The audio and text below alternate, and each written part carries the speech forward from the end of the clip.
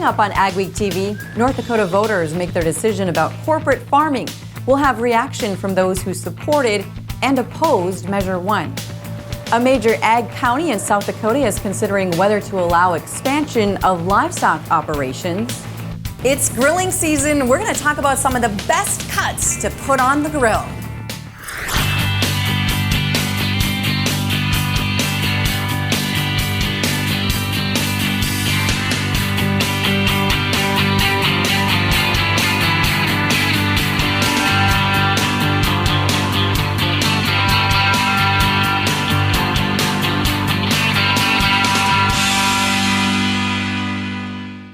Welcome to AgweekTV. I'm Shawna Olson. North Dakotans voted overwhelmingly this week to keep the state's anti-corporate farming law. 76% of voters said no to loosening corporate farming law changes that had been passed by the 2015 legislature, allowing large corporately owned dairy and swine farms to own up to 640 acres. North Dakota has barred non-family corporations from owning farmland or operating farms since 1932. Measure 1 supporters claimed it would attract larger operations and create jobs, while opponents said it would hurt family farms. The North Dakota Farmers Union gathered signatures to put Measure 1 on the ballot and force the vote. The organization spent hundreds of thousands of dollars working to defeat it, including print and broadcast advertising. NDFU President Mark Watney joins me now to talk about Measure 1 and why they worked so hard to overturn the amendments. Mark, thanks for joining us here today. Thanks for the opportunity. Appreciate it. Mark, clearly it was worth it to you to defeat this. Certainly. Our membership directed us through their policy development system that they do annually, and our county board told us that they wanted us to spend the money necessary to be able to beat this change to our laws. And Mark, what is your plan to promote dairy and swine throughout the state now? We need to figure out an avenue to get more price back to that dairy producer, whether it's through value added or so forth. I think we got to be quite a bit more innovative on new uses, and then we have to study the marketplace and find out where is the best entrance area so that we can market products out of North Dakota with some type of a premium so that we can overcome these low prices at times when it gets really tough for farmers. North Dakota Farmers Union President Mark Watney, thanks for joining us.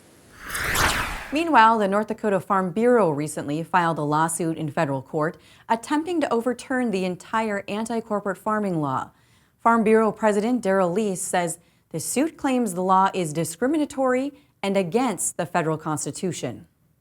There's a little bit of history to our neighbors to the south down here, South Dakota and Nebraska, were successful in overturning similar laws in those states in the last 10 to 15 years as unconstitutional. So we're cautiously optimistic that we're going to be able to make some headway in the third branch of government, the judicial branch, and get an answer to whether our anti-corporate farming law is constitutional or not.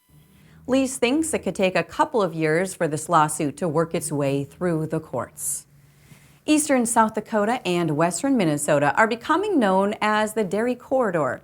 Many in the ag industry would like to see even more expansion of the dairy and poultry industries in South Dakota. But current rules in place in many counties make it difficult for producers to expand or attract new CAFOs. Nicole Pates traveled to Spink County, South Dakota, where they're wrestling with whether and how much to relax rules to allow for more and bigger livestock operations. Shawna, Spink County is one of South Dakota's most agricultural counties, and they're looking at updating their rules regarding animal agriculture. Spink County is working on updating the 1997 county ordinances that regulate the number of animals in an operation and how far they must be from other farms or towns. The goal is to make it simpler and more in line with current technologies. The changes may benefit larger operations. In some cases, some of these large-scale CAFOs would come up with a setback difference of, miles, 20, 30 miles. That's how far back they would have to be to build something. So, that's definitely something that needs to be considered in looking at our new ordinances. Hey! The Mossad Cattle Company runs about 2,400 head at their operation near Redfield, South Dakota. They have room to nearly double that under the state's current CAFO rules. Steve Mossad says that he hopes that any changes can protect both livestock producers and their neighbors. Where do we set in line for future expansion of CAFOs? And at the same time, when we're doing this, we talk about protecting the families that are here, which we are, and you can look at that two different ways. Not being too close, but yet what happens if I want to expand and I'm unable to by the rules that we have into place right now? So it is kind of a two-sided thought process. Steve's sons say the rules need updating and expanding so that they, and perhaps someday their children, can stay in the business and attract new business to the area. There is opportunity out there to put money into our economy. You know, livestock industry is phenomenal. You're not just selling cash grain, you know, you're selling feed, you're selling distillers, you know, the vet's getting employed, you know, the feed man's getting employed. It's just not a, you know, a cash grain thing. With the ability for expansion, I mean, there's an unlimited amount of opportunities. We have the beef cattle enterprise here, but that doesn't mean there couldn't be a poultry enterprise or a pork enterprise with the CAFOs. There's so many different directions that you can go. There's currently about 20 CAFOs in Spink County. While the Mossats don't know if loosening the restrictions will attract more, they say the ability to do so is important for economic growth. In Redfield, South Dakota, this is Mikkel Pates for Agweek. Several government, business, and ag-related groups are working together to draft the new ordinance. It was expected to be presented to the county commission early this summer, but has been delayed by another county issue. It's grilling season. Are you looking for some different cuts to try this summer? We head to the Meat Lab for expert advice. That's next on AgweekTV.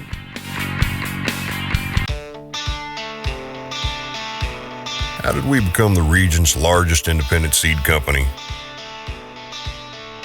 By taking a very simple but powerful stand.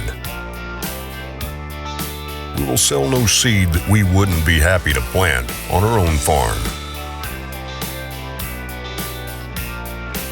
Peterson Farm Seed.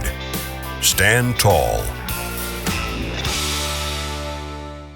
Don't miss the Father's Day large farm toy and memorabilia auction from longtime international harvester collector Jerry Moodrow, Sunday, June 19th, starting at noon at the Dalton Community Center in Dalton, Minnesota, 10 miles south of Fergus Falls off I-94. Collection of 40-plus years includes toys from a couple of longtime store managers and salesmen, with some items only available to equipment stores. You'll find toys and items from the 50s, 60s, 70s, 80s, 90s, and earlier to the present, conducted by Osnes Auctioneers, delivering a tradition of excellence and leadership. Total Ag Industries is the leader in total control. Their custom-built fertilizer systems are the crown jewel of the Total Ag lineup. Total Ag systems come with a fully customizable fill system, and the variable rate hydraulic drive system works with John Deere displays for real-time feedback and complete fertilizer monitoring. Total Ag's field-tested design allows precise control and accurate application in your fields for better yields and more profit. Contact Total Ag by phone or visit totalag.com. When there's work to be done, the right equipment matters. Get it at your Work Gear HQ, home of economy. We are North Dakota's #1 source for Muck, Ariat, Rocky, Timberland, Keen, and Wolverine work boots. Soft and steel toe, pull on and lace up. You need them? We've got them at the guaranteed lowest price. Today and every day at your Work Gear HQ. Home of economy, where your dollar buys more. Where do you go for the latest news in agriculture? Agweek magazine. Reaching over 30,000 farmers and ranchers in North Dakota, Minnesota, South Dakota, and Montana. Agweek provides the most up-to-date information on the markets, the trends, and the people who make it all happen. We're your source for news, not fluff. Dependable, trusted. Agweek. Subscribe today by calling 1-800-811-2580. The North Dakota Meat Judging Contest for FFA and 4-H was held recently at the NDSU Meat Lab.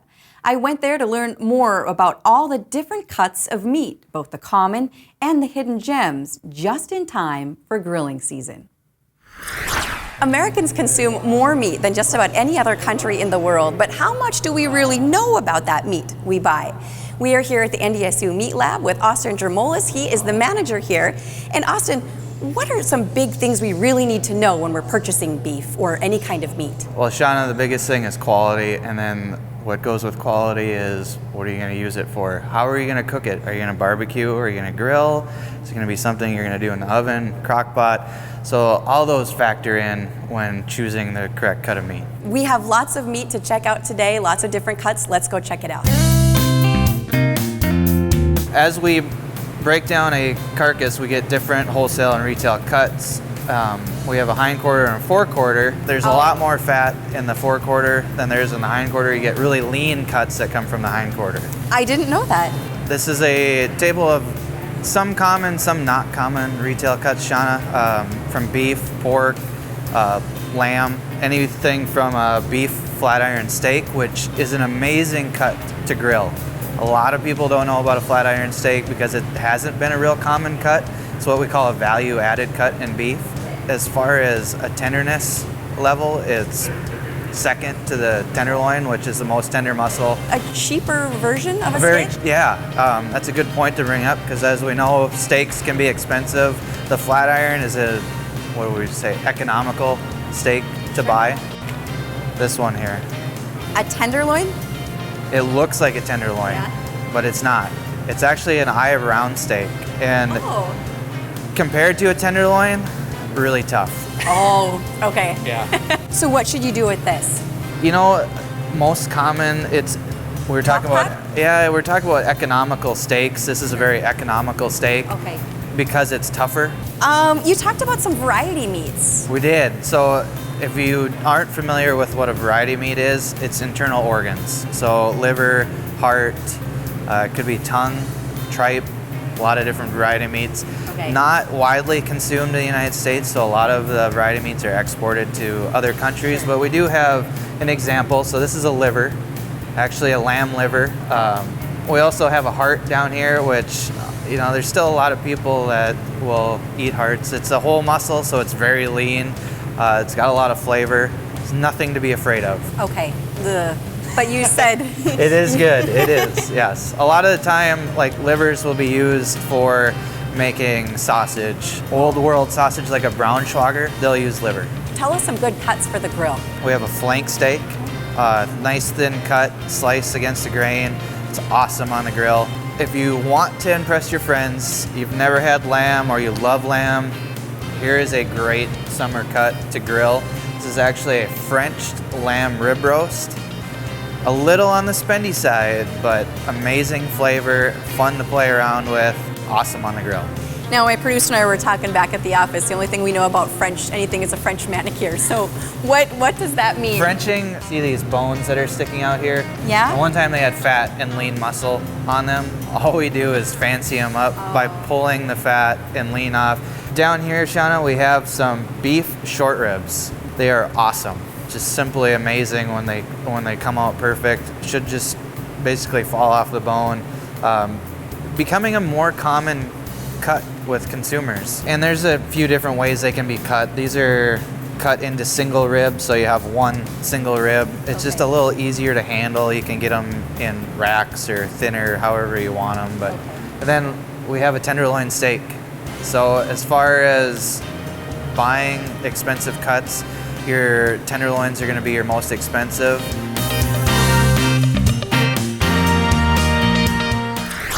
Next week, Austin shows us what part of the animal those different cuts come from. After a wet start for some, parts of the region could use some rain. Your AgriWeather forecast is up next on AgweekTV. And later, we'll check on the winter wheat crop in South Dakota. Quality is not a word we take lightly. From the materials we use down to the details, it's always been about building something the right way. That's how you know it's a true Minn Kota window. This is Dennis Beliski reminding you we do auctions and we do them well. You've built your operation with hard work, and when it's time to sell, all or part, you deserve the best. Details from repairs and preparation to promotion and settlements are not routine. Chances are you'll only do this once, so we'll tailor an auction just for you and get it done right. On-site at your farm or added to one of our highly successful Alaris Center auctions, we have the skill, reputation, and integrity to meet your needs with best-in-class commitment and quality service. Find us at resourceauction.com or call 701-757-4015. Every day, across America. Excess food is gathered by a network of good people at local food banks, giving hope to millions of children who struggle with hunger. They've earned their wings, and you can too. Together, we can solve child hunger. Support Feeding America and your local food bank at feedingamerica.org. North Country Marketing is your weed and mosquito control headquarters, carrying the Easy Rider ATV mounted sprayer, pull-type ATV sprayers, 3-point sprayers with 6-foot to 30-foot booms, utility vehicle mounted sprayers, 48-inch pull-type weed rollers, and the new 72-inch model. We also carry walk-behind weed rollers and estate sprayers. North Country Marketing has the sprayers you need for this season, and we ship anywhere. Contact North Country Marketing toll-free or visit us at northcountrymarketing.biz. Northland Outdoors is about so much more than the biggest fish or the hottest hunting spots. All across the Northland, there are amazing people with incredible stories to tell. We're going to find those stories and share them with everyone. Join us each and every week as we explore the Northland and experience some of the most exciting outdoor adventures in the country right here in our own backyard. This is Northland Outdoors.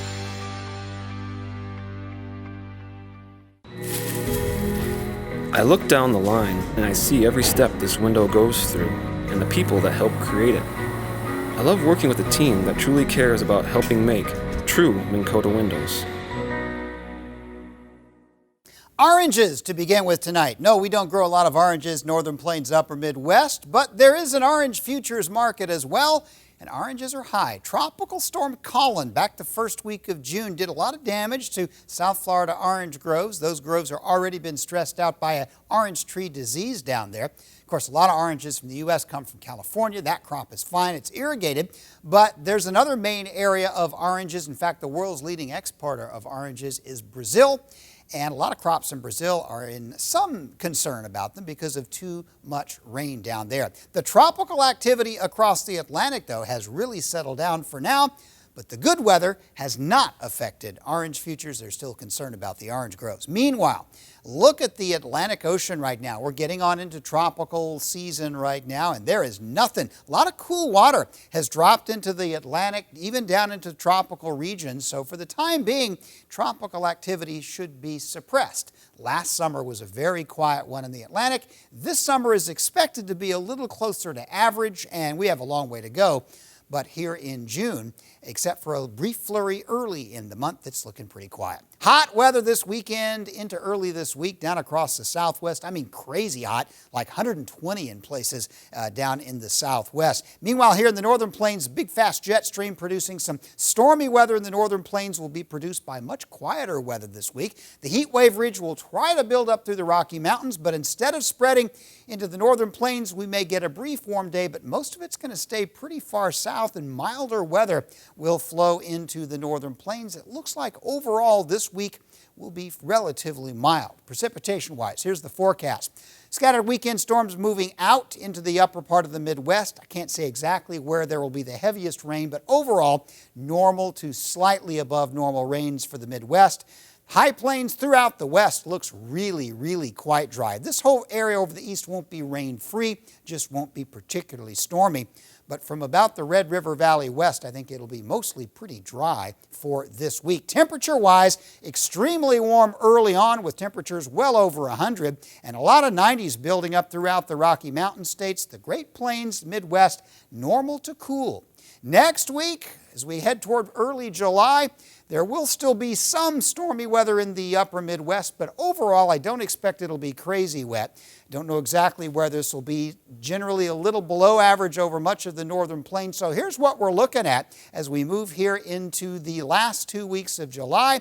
We'll have some warm temperatures, especially next week as those 80s to near 90 begin to creep back into the northern plains, which puts us in this kind of a scenario to describe the weather. Cooler this week, not particularly stormy. Rainfall versus evaporation, evaporation's winning. It's the annual Summer Pre-Harvest Roundup Fergus Falls Equipment Consignment Auction Event, Thursday, June 23rd, starting at 9:30 in the morning, located at the Red Horse Ranch, Arena Lot 22671, County Highway 10 in Fergus Falls. You don't want to miss this large and full-day auction event with consignments from farmers, ranchers, and dealers. Bid live or online. Tractors, combines and heads, tillage, planting, spraying, haying, livestock and horse equipment, shop-related equipment, and more, conducted by United Country Asness Auctioneers, delivering a tradition of excellence and leadership. Commitment. You need it to succeed on the farm. It's total dedication to the land, family, and community. It's more than a way to make a living. It's a way of life. You've had it since the first time you ran your hands through the soil, helped bale hay, or rode along in the combine. Your commitment.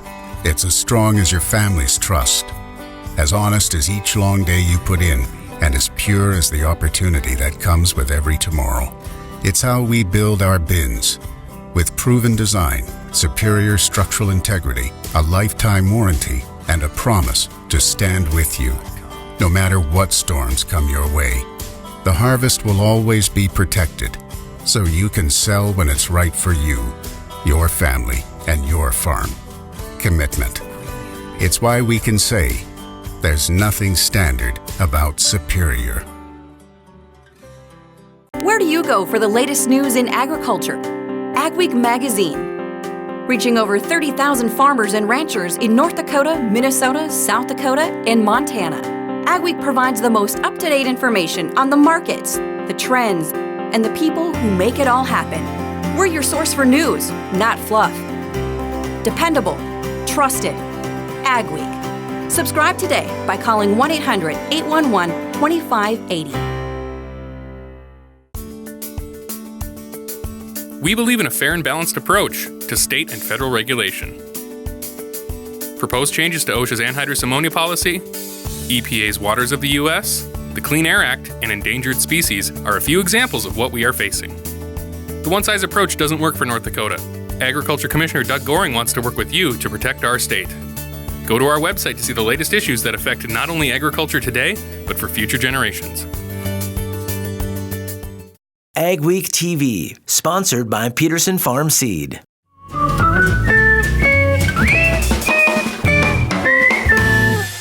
For this week's Crop Stop, Mikkel Pates was in Kennebec, South Dakota, where he heard about a new elevator, a wet spring, and winter wheat.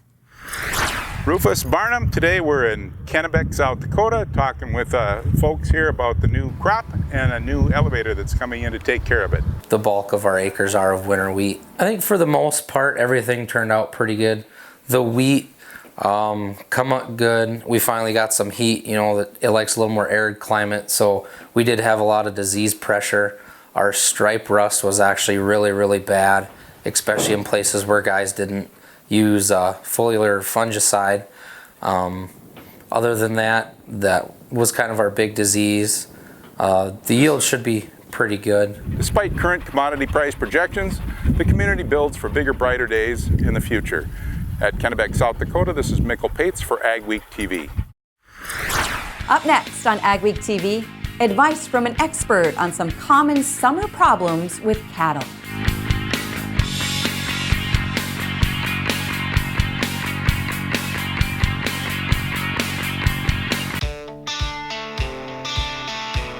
How did we become the region's largest independent seed company?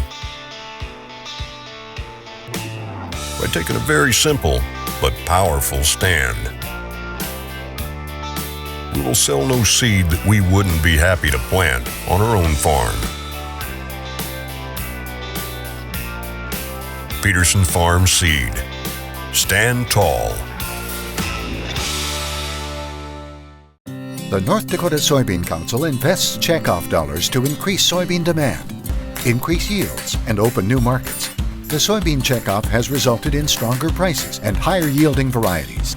Checkoff dollars fund research to bring solutions to farmers' greatest production challenges. Global demand for North Dakota soybeans for human consumption, animal feed, and commercial use has never been greater. Checkoff dollars, investing in a profitable future for North Dakota soybean farmers. Time to demand more. With Micro Essentials, you get more from every acre. Through our fusion technology, only Microessentials combines 4 vital nutrients into one powerful granule, ensuring uniform nutrient distribution and increased nutrient uptake. The innovation behind our fusion technology means you'll grow stronger, healthier plants. Microessentials. Get more from every acre.